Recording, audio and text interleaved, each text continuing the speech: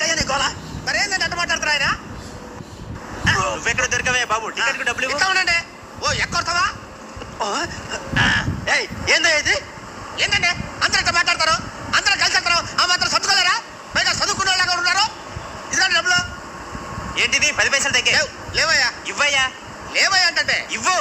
అరే లేవని చెప్తున్నారు కదా. ఇవ్వకపోతే దించేస్తాను. నన్ను దింపేస్తావు నువ్వు?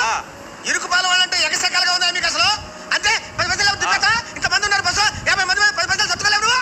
ఇదిగో ఏమిటయ్యా నువ్వు మాట్లాడే అన్యాయం? అన్యాయంగా మాట్లాడుతావు నువ్వు. నువ్వు న్యాయం మాట్లాడతావా? అది కాదయ్యా, ఆయనకు నువ్వు 10 పైసలు ఇవ్వాలన్నాడు కదా. ఏమంటున్నాడు? నువ్వు ఆయనకి 10 పైసలు ఇవ్వాలి అంటున్నాడు. అయితే ఇచ్చే. నేను ఎందుకు ఇస్తాను? నా దగ్గర లేవుగా. నాకేం సంబంధం? మరి నువ్వు ఎందుకు మాట్లాడావు అసలు? ఉత్తినే. అసలు ఇవ్వలేనాడు. నువ్వు ఎందుకు మాట్లాడావు అసలు? సారీ. బస్సులో ఎంతమంది ఉన్నారు, వాళ్ళు ఎవరు మాట్లాడితే?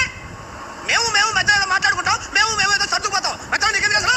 అది కదన్నా, 10 పైసలు లేకపోతే సర్దుకోవాలి కదా. మరి నువ్వు సర్దుకోపోతే ఎట్లా? ఏమండి టైం ఎంత అయిందండి? 9:10. కొడతావేంటి? లేకపోతే కొడతావేంటి? చూస్తున్నాను.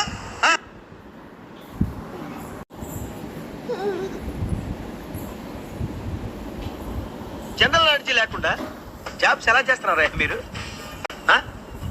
దారేంటి తెలియదండి. వాడెవడో నాకు తెలీదు. పద ముందు స్టేషన్కి.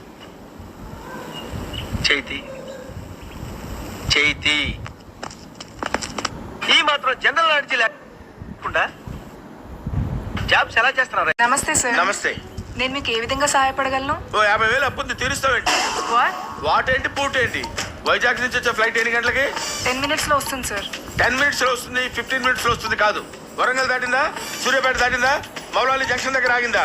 నాకు క్లారిటీ కావాలి. I want clarity. ల్యాండ్ అయింది సార్. Okay thank you. అందరూ అక్కడే కుట్టిస్తారు. నీ వయసు ఎంత? అవన్నీ ఇక్కడ చెప్పకూడదు సార్. ఓహో ఇంటి అడ్రస్ అక్కడికి వచ్చి కనుక్కుంటాను. అంత నోటి తెరవక ఫ్లైట్ దూరిపోతుంది.